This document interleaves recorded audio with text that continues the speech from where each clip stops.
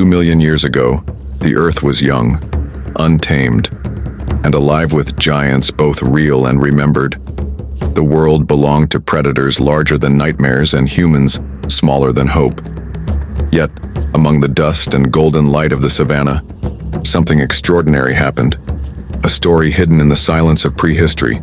A story not of conquest, but of compassion. Imagine tiny, fragile humans, hunters armed only with sharpened sticks, standing before a fallen giant whose breath shook the earth. They should have run. They should have feared. Instead, they chose to heal. This is not just a legend. It is a forgotten truth about survival, courage, and an impossible alliance. Before we uncover this lost tale of courage, tell me, would you have dared to trust a wounded giant or turned and fled into the grasslands? Comment your answer below. I want to know what side of history you'd choose.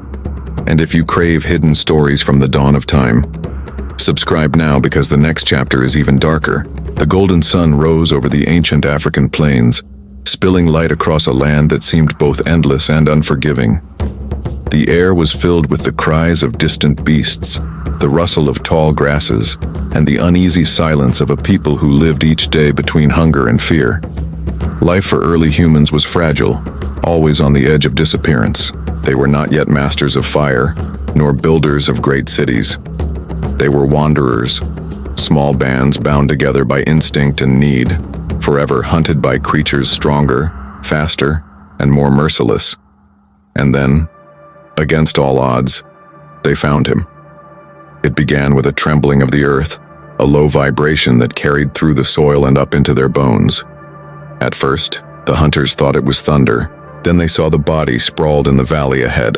Massive, broken, bleeding, a giant. His body stretched like a fallen mountain across stone and grass. His chest rose and fell in labored rhythm, each breath like a storm wind. His wounds gaped like canyons, torn by claws or teeth from predators unknown. The tribe froze. Fear was their first response, as it had always been. Anything larger than them was a threat. Anything that bled could attract death. Yet, something in the giant's eyes, half open, weary, filled not with rage but with suffering, stirred them. He was dangerous, yes, but he was also vulnerable. They whispered among themselves. Should they leave? Should they watch from afar until the giant's breathing stopped and scavengers claimed him? But compassion, a strange and risky instinct, took hold. A mother cradling her child spoke softly. If we leave him, he dies. If we help him, perhaps he becomes more than a monster. It was madness. Still, madness sometimes wrote the first chapters of history. The tribe gathered herbs, sharpened stones, and animal skins. Their tools were laughably small against the scale of the giant's wounds. Yet they climbed his body as though it were a hillside, pressing herbs into gashes, binding his flesh with strips of hide. Smoke rose from fires meant to drive away fever. They worked with trembling hands, not knowing if at any moment the creature would stir and crush them. But he did not. He endured.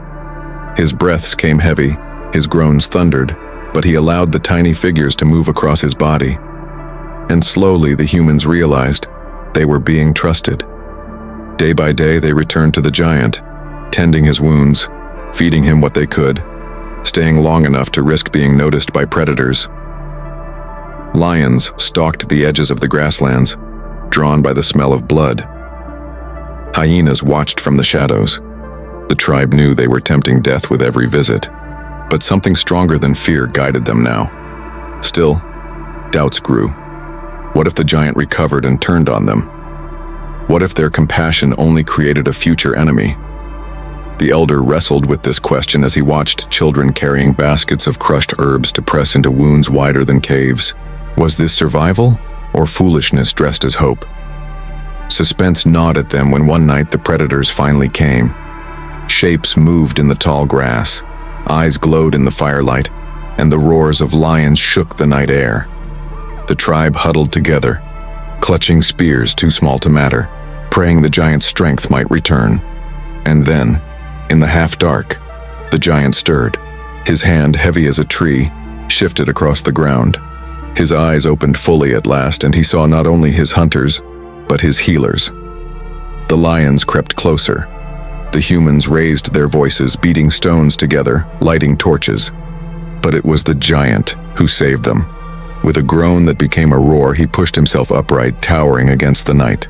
The predators fled, and silence returned. For the first time, humans stood beside something greater than themselves, not in battle but in alliance. The days that followed blurred into ritual. The humans continued their healing, the giant continued to endure, and trust became something solid, unspoken but real. Children touched his fingers with awe.